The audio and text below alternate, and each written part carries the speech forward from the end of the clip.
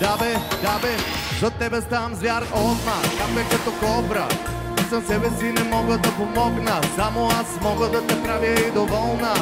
И вясна, и после да те кротна. Беше непознато, беше десперадо. На леглото ми гърмя като граната. Ти дойде и се вилня като торнадо. Беше микс между бого и балада. Не си способна да седиш самотна. Моята роля беше да те правя мокра. Да не си отровна, не мога да ти смогна. Тия, дето искам да я ботна. Не питай защо, само здраво се дръж. Меч ще ми носиш, когато сваля те веднъж. Дай са! Както те обичам, ще те открадна. Ако ми попречат, ще ги убия. Бау, бау, бау, бау, бау, бау. Дяволите плачат, че те нямат. Питат ме за теб, сърцето ми те крия. Да бе, ляв, десен, гледай как се прави. Джаз, джун, гледай как се прави. Не те екипа звяра, че пребърта. Само да те видиш те изкърта. Добре, това е танци група Куко Бенд.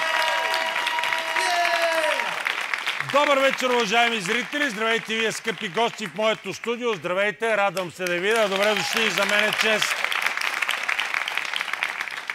Уважаеми зрители, не знам обективно колко от вас са влюбени. Няма как да знам. Не знам и кои празнуват Свети Валентин, но със сигурност знам, че днес нашите управляващи и нашите депутати празнуват Свети Валентин, защото те са влюбени в нас. Наистина, те ни любят силно.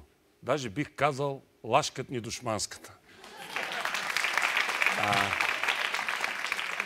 Снощи депутатите на практика елиминираха преференциалното гласуване. Честитват Свети Валентин. Да ви припомня само, преференцията е единствената досегашна форма на мажоритарен елемент в изборите.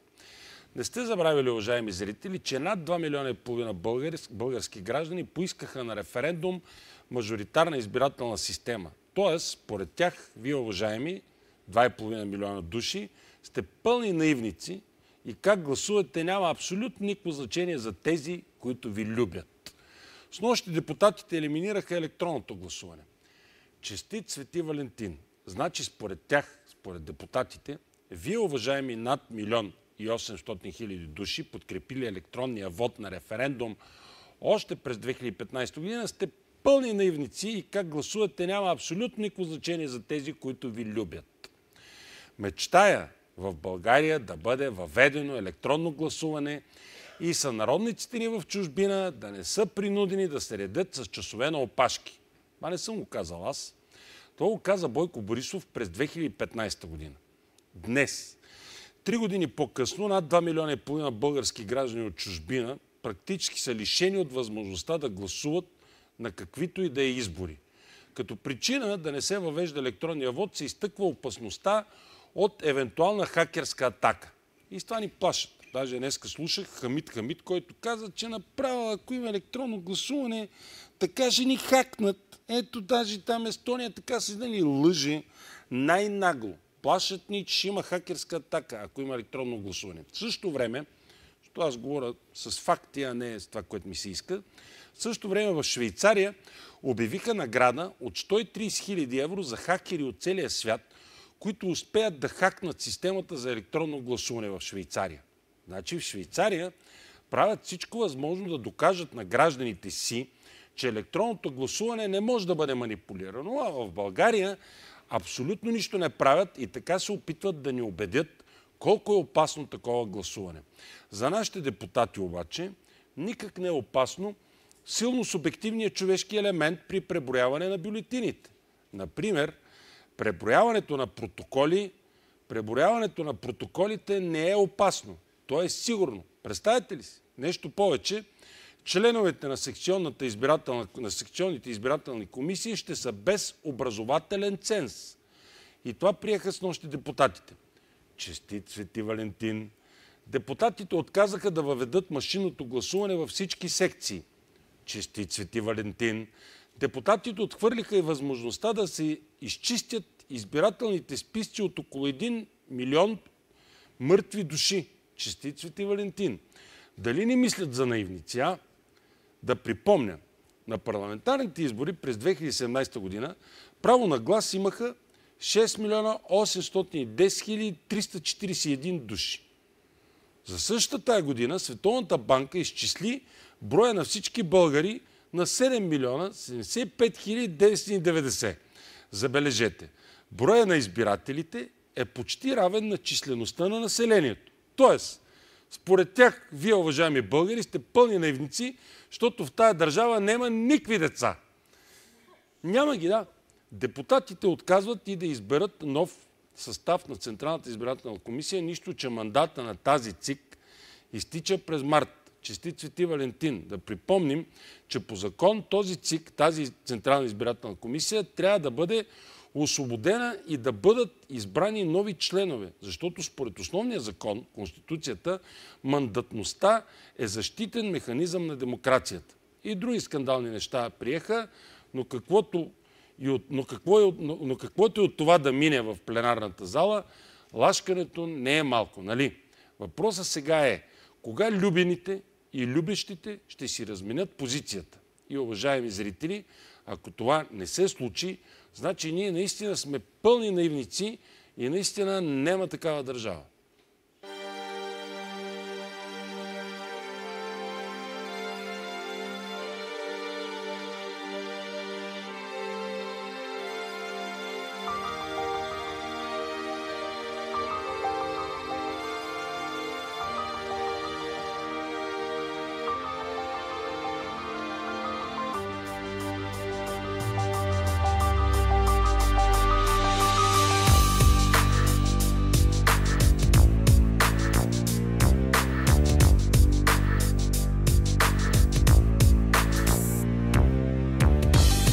вечер, уважаеми зрители.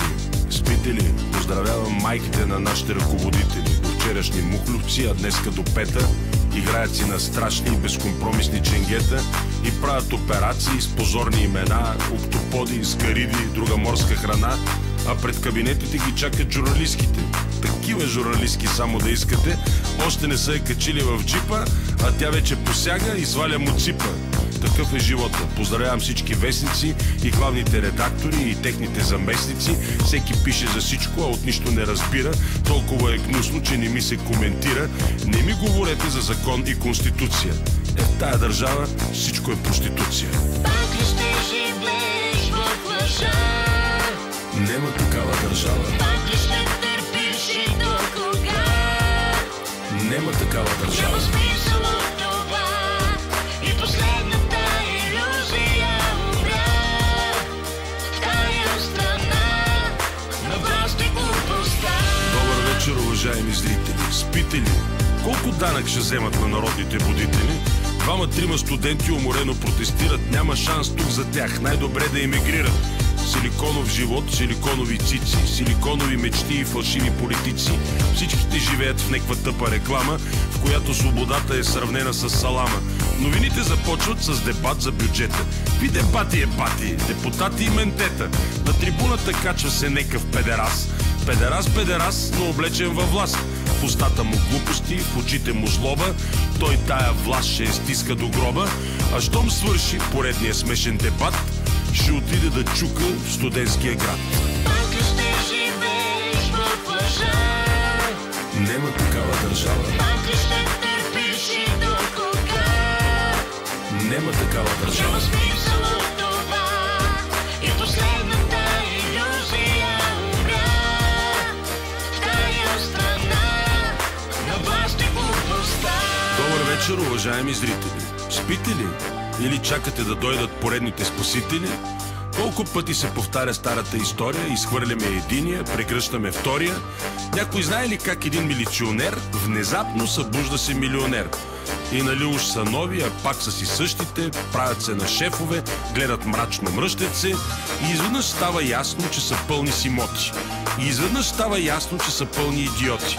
И какво да ги правим сега тия кавали, щом така или иначе вече сме ги избрали? Не ви ли омръзна да ви лъжат на дребно? Не ви ли омръзна да живеете бедно? До кога ще си траем, вече става банално? Толкова ли е трудно да живеем нормално? Пак ли ще живееш в лъжа? Нема такава държава. Пак ли ще търпиш и до кога? няма такава държава. Няма смисъл от това и последната иллюзия умря. В тая страна на власт и глупостта. Абе, няма такава държава. Уважаеми зрители, с вас ще се видим само след малко, когато ще започне Врачанската вечер.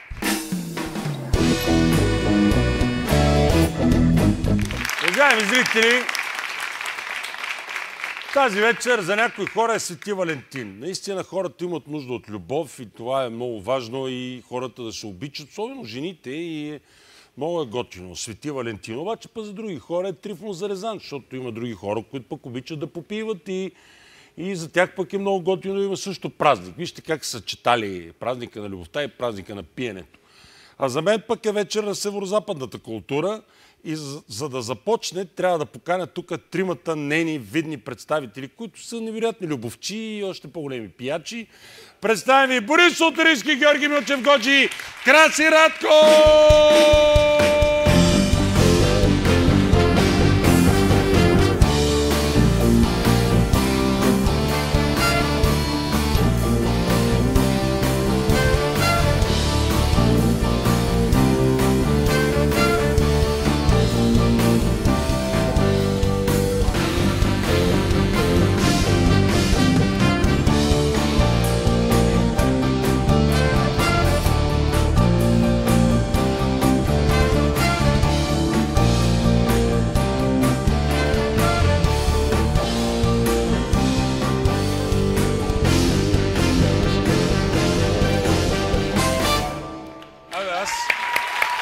Нарочно ви смених сигнала. Сядайте.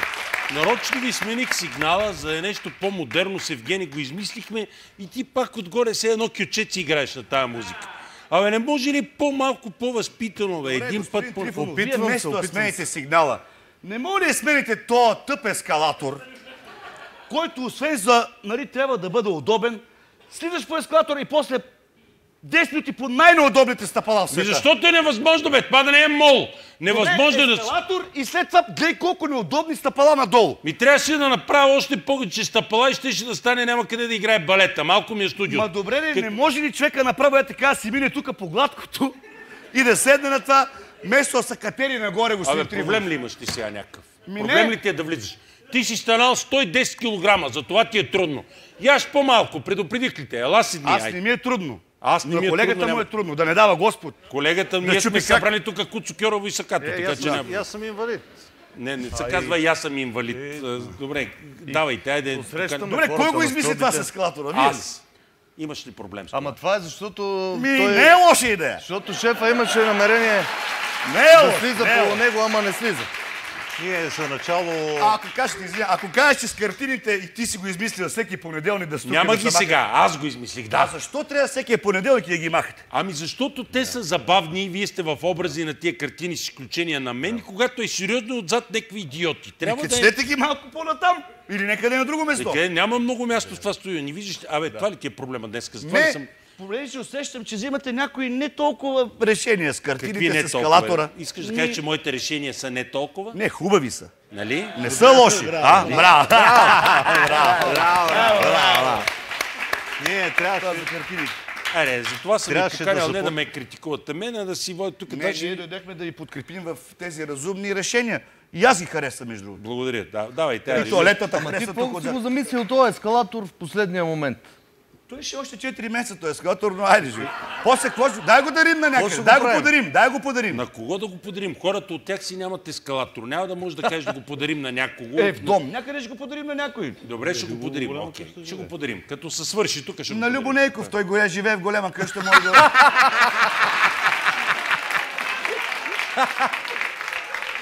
Трябваше да започнем с стихотворение, но не мина художествен съвет на една много...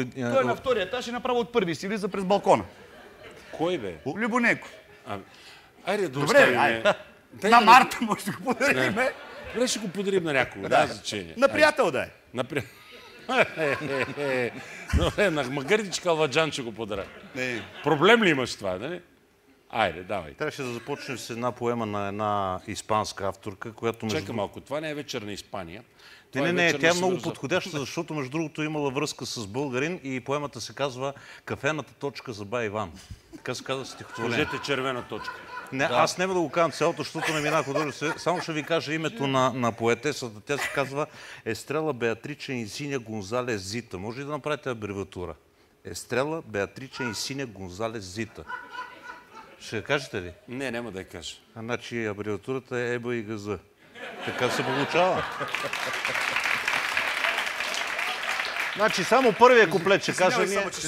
А моля да кажеш дума будка с П. Павилион! Евала. Аз съм обратното. А моля кажеш с Б. С Б. Няма. Майтапа се.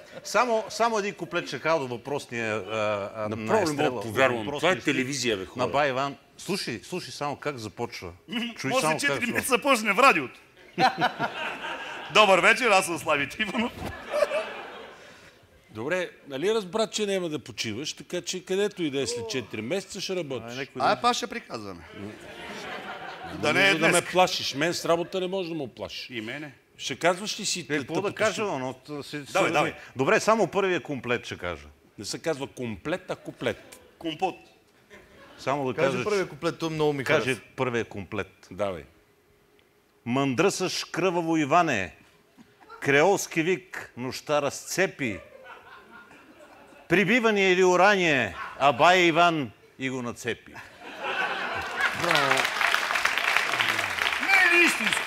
Не е ли истинско? Добре, дайте сега по вашия си там. Това за бай Иван ли? Не е за нашия Байван, за един друг. А първо искаме да кажем на всички честит Свети Валентин, който беше вчера. Разбира се... Не беше вчера, днеска. Днеска, бе. Днеска. А ти не се напил. Просто съм почнал от сутринта. Днеска е патерица. Дремнах след обед. Днеска е патерица. Да. Дремнах след обед. Един приятел Днеска е 14 февруари. Да, 14. Утре ще 14 февруари Свети Валентин и Трифон за Аз Резан. празнувам Трифон за Резан. Добре, окей. Тъй като е български... То се вижда, между другото, абсолютно се вижда какво празнуваш. Един приятел от Враца ми каза какъв кавалерски жест е направил към своята дама. Какъв? Ами казва и харесва ли ти това цвеке? Харесва ли ти? Тя казала, да, много ми харесва. Той каза, ами иди си го откини за тебе. Значи откини е откъсни, да кажа на уважаемите зрители, които не разбират северозападен диалект. От откини си откъсни. Да. Любовна история. Да, Еми, кавалерско е. да. Във Враца в едно училище имало един Гошко. Имало един Гошко. Гошко, който постоянно... седи до тебе. Не, съвпадение. Гошко и постоянно говорил глупости. Случайно глупости говорил и в час идва някаква инспекторка. И учителката казва, няма да дигаш ръка, няма да дигаш, защото говориш глупости. Той казал, добре, какво гледате на... да ме разсейвате нещо? Не, гледам тебе! Да, и идва инспекторката и учителката казва, деца, кажете ми дума с буквата П. Да. Гошко първи. Да. Всички деца, не дига Гошко, дига някакво друго дете, казва прозорец. Да, правилно. А сега вика ми кажете дума с буквата Х. Ужас. Гошко, дига така. Тя се прави на разсеяна, дига дори. Хляб. Да, правилно. И учител казва, а сега ми кажете дума с буквата Ъ. Да. Само Гошко дига ръка, никой не дига ръка. Тя се е неудобно, трябва да го дигне. Кажи Гошко. Той става и прави така.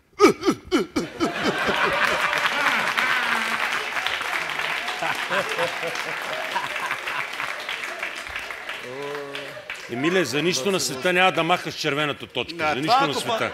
Това ако па не е за Свети Валентин. Червената точка трябва да е до края. Още една история за Свети Валентин. Едни наши приятели, които са рок-група, между другото. Какво са? Рок-група от Врашец. Били са на гости, няма споменаваме имена. Ти не каза и Врашец. Това са... На те са, да. Северозападняци. Да, точно така. Имат една песен, която се нарича, не знам дали знаете, до Вършец има едно село, което се нарича Горна Бела речка. Не знам. Така, има такова село и те са направили една песен, която се нарича С белоречки опинци на корида в Борован. Тоест с опинци от Горна Бела речка, с белоречки опинци на корида в Борован. На корида в Борован. Да. И така пеят песента 3 години. 3 години певицата, те си имат певици, тя си пее парчето Белоречко. С Белоречки и опинци на корида в Борован. 3 години я пеят. И на 3-та година влизат вече да записват в студио, защото са провали и певицата поглежда как пича, тук има правописна грешка. Това корида, що е написано с лято.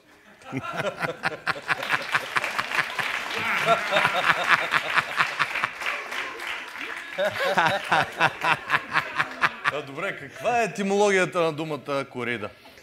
Корида, това е испанска дума, която е... Какви е кореня? Кореня какви е? Кор. На корида. Корида. А на думата корнас? Това е друго, нали? Но не искам да Това са истории за Свети Валентин, но тази вечер... А ние в Северозапада може ли да каним хора от Плевен? Не. Защото от Северозапада.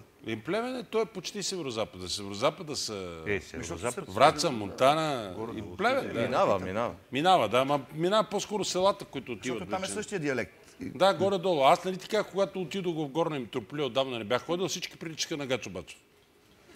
Искаме, понеже Магардичка Алваджан е роден от Плевен, да го поканим.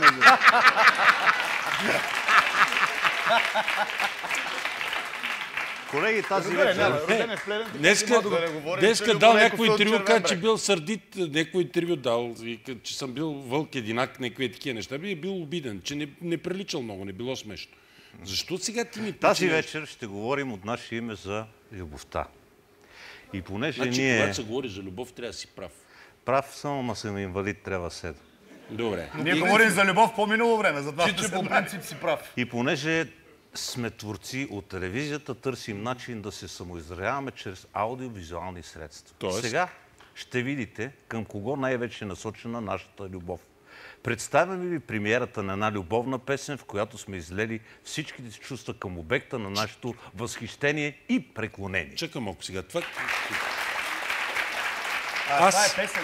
Значи, първо аз искам до някъде да съм подготвен. Аз не знам какво правите, но до някъде поне искам да съм Преди време ти ни поръча песен за Северозападната вечер и ние я реализирахме. Е много подходяща като текст. Значи простотия ли? Не. Може да те поздравим. Да, искам да знам. Да слагам ли червена точка? Не, има 2-3 такова... Има танцорки, но това е просто... Пуснете парчето да видя какво е това. Остави червената точка.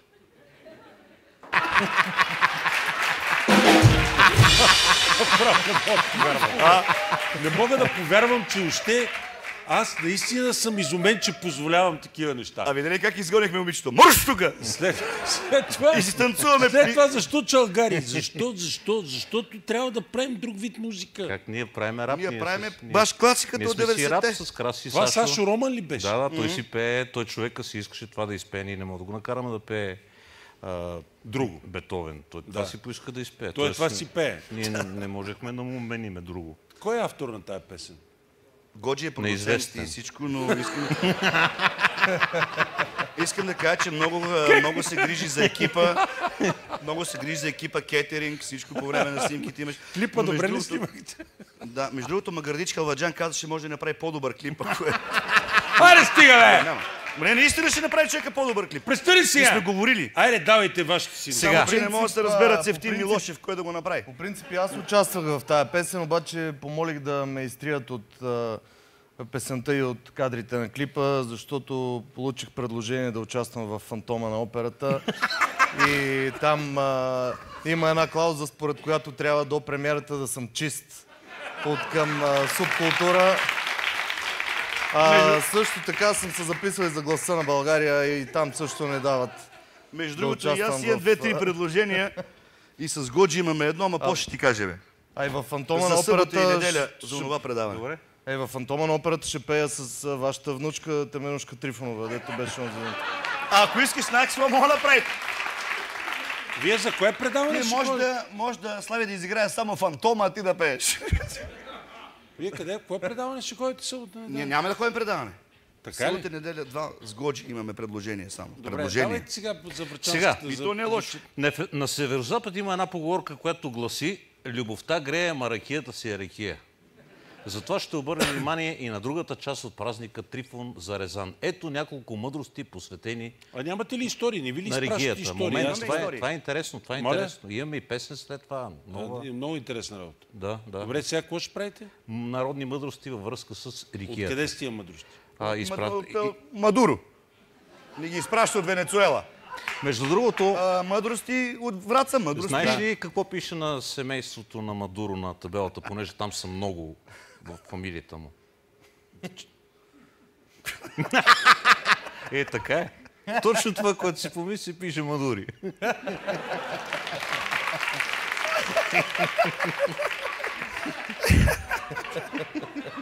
Оля, мариконес!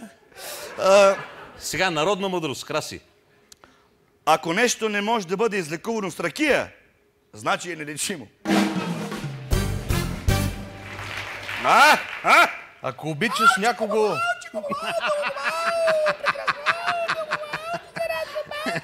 Стига, бе!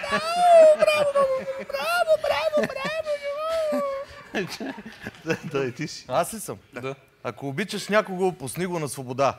Ако и той те обича, на връщане ще ти донесе шише ракия. Да се пие по една ракия вечер е не само полезно, но и малко. Мъжът е най-съсредоточен, когато прелива ракия от дамаджана в малка бутилка. Понякога...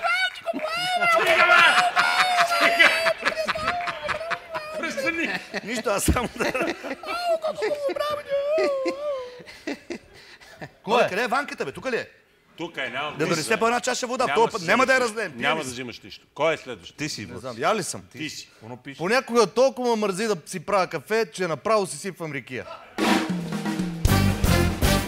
Не си истински българин, ако в хладилника няма шише от Марко уиски, пълно с домашна ракия.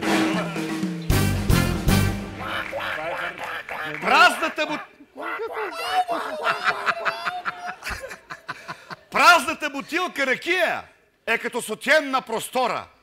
Най-хубавото го няма вътре.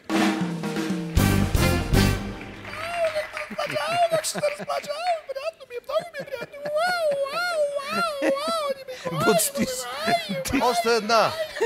И психотерапевт може да помогне, но с ракия е по-евтино. Днеска научихме какво е домашно шампанско. Мъжът пие ракия, жената с лъск.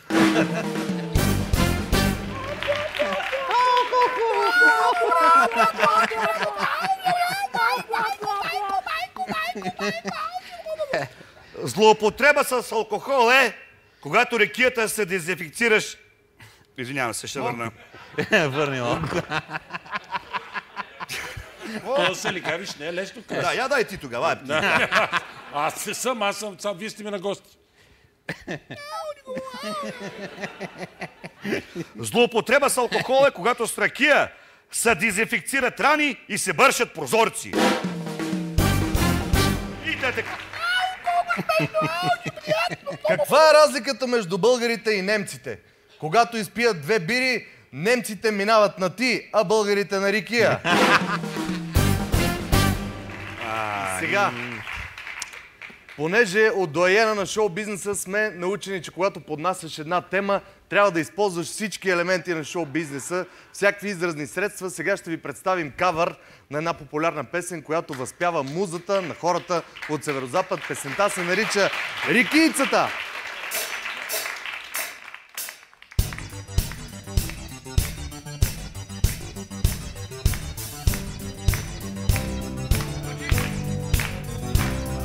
Не знае никой преди колко века разбудила е тя човешкото в човека.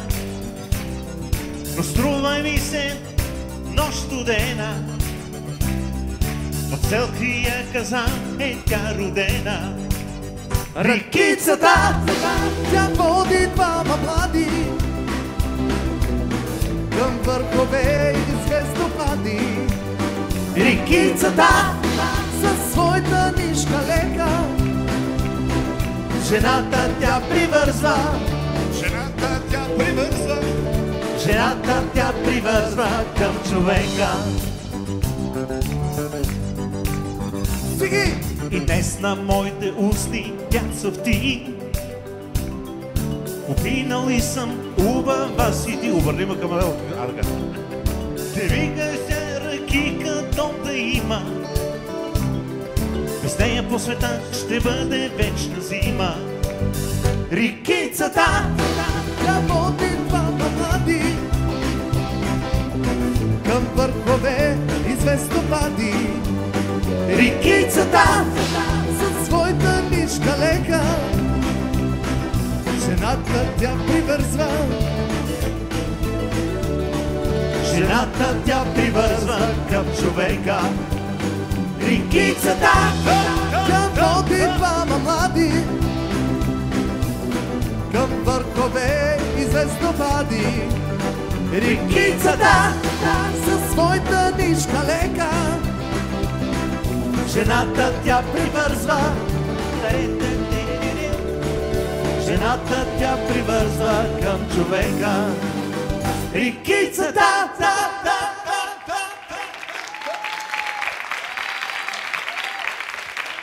Право, аз не знам откъде какъв коментар да извада. Просто не знам.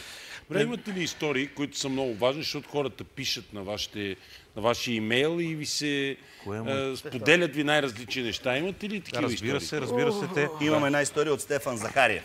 Така ли? Да. От Монтана явно човека. Пише, отишла една монтанчика в чужбина да й слагат силиконови гърди. Влезла в една от червената. Да. Гърди. Да, няма значение. Гърди, нали? Да, магърди. Да, няма значение. Магърди. Да, магърди. Да.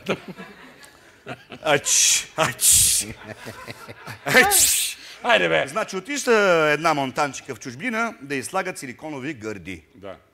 Имаме. Да, влезнала в една от клиниките и рекла: дошла съм да ми сложите силикон в гърдите.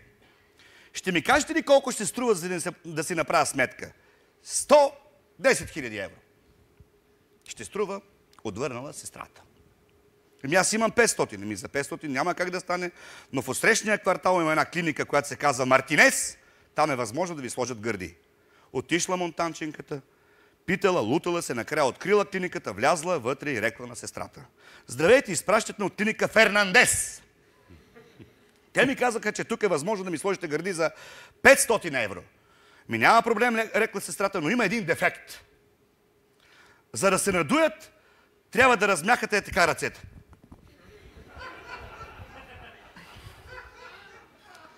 Мислила монтанчиката, ама така и се съгласила. Сложили и гърдите, изписали от болницата и рекла ги тества.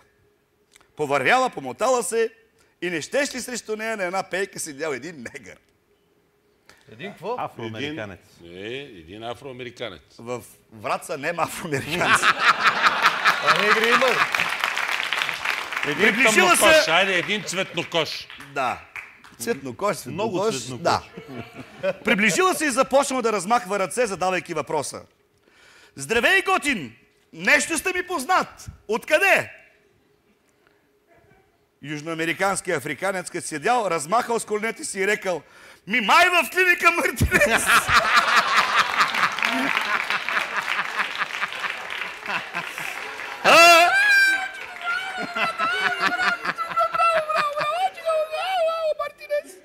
Давайте, вие сте, предстои да си ли гавиш? Да, няма.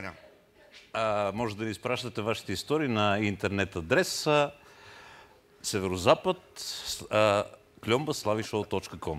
Да. Добре, свърши. Сега, не, имаме. Боци ти си. Я ли съм? Да. Така, история от Павел Цолов.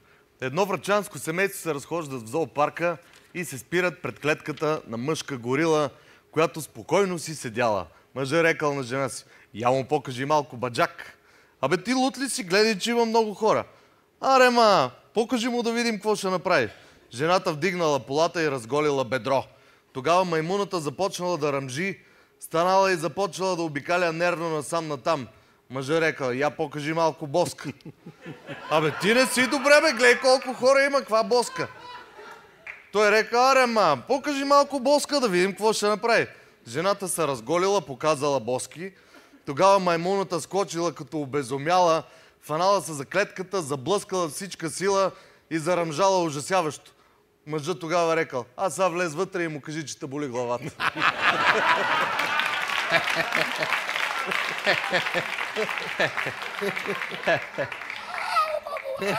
Американецо, немецо и българино спорът, кой се напивал най-много на мотик. Американецо рекал един път на един фирмен купон, тук нема такива, нема страх. Така се бех наклювал тазаранта, се събудих от спалнята на босо, т.е. на шефа до невестата му, и това не е възможно.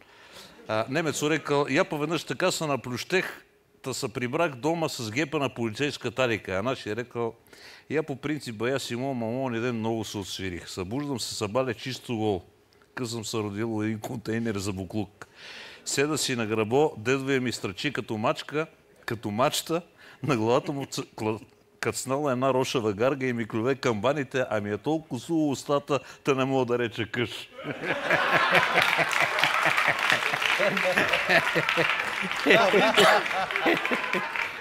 Направо, уважаеми зрители, ще се видим след реклами. Що фърляш този лист отзад? Не дей сега! Защото няма да... Нарочно го правиш, за да идва Иван. Нарочно го правиш, за да идва Иван и ти да дойдеш и да правиш такива неща. Не. Разбираш ли? Не дей хвърляй там. Не, понеже това ние сме към финала и много неща... Не дей ми казвай къде сме към финала. Аз решавам кога сме към финала. Добре, ти какво се взе да скачаш? Виж, какво искаш? Жоре, що те е блокирала ленчето, бе? Па тая написала статус в фейса: липса ми уют. И аз коментирах: Ленче, къде си сложила ударението, ма?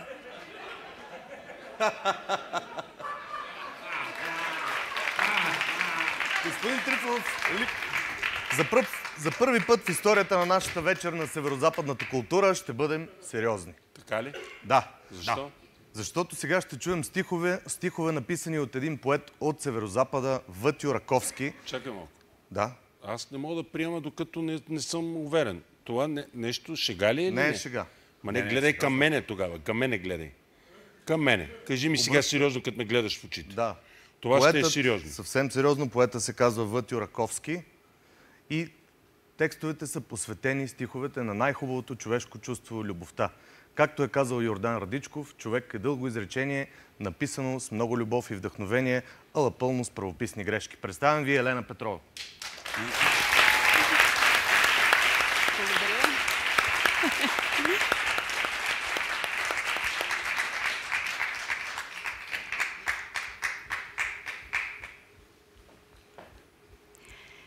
Имаше едно малко момиче, което измерваше всичко с 100. 100 е моята мъка по тебе. 100 е моята ласка към тебе. 100 е моята обич към тебе. Ти си моето 100, казваше винаги то. 100 беше голямата цифра на нашата много голяма любов. 100 просто не беше цифра, беше просто любов. Ние се срещнахме с нея накрая, съвсем накрая на града, където започваше рая, в който исках да я отведа. Но нали там не е разрешено да отиваме без паспорт? Ти си моето пътуване забранено, моят северен тих фиорд. Ти си моята друга планета, моят други свят си ти. Ти си моето време, което като влак неусетно лети. Лампиони от ковано желязо, усеяните есено дървеса ни поднасяха своя рязък декор върху меките небеса. Ние вървяхме сред тях осветени. Ти си моята светлина от мълчанието на леса. Опоени. Ти си опоение и тишина и ни оплитаха мрежи сребристи. Ти си моя сребърен дъжд от откъснати капки и листи. Ти си моята капка дъжд и отлитаха птици над мене. Ти си есенна птица за мен, с болезнено меко свистене в ония ден. Ти за мене си ден. Имаше едно такова момиче, което измерваше всичко с 100. Може би вече други обича, някъде другаде то. 100 е моята мъка по него. 100 е моята обич към него. 100 е моята ласка към него. То е моето 100, както често казваше някога то. Уважаеми зрители, представих ви Елена Петрова, както и врачанската вечер с Краси Радков, Георги Милчев Годжи и Борис Солтарийски.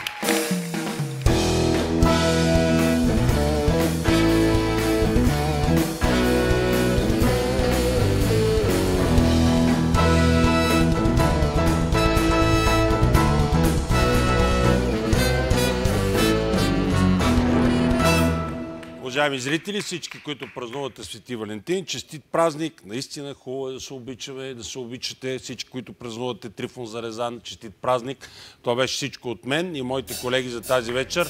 Надявам се да сме били полезни, интересни, специални. За нас беше чест, бяхте страхотна публика. Благодаря ви и довиждане.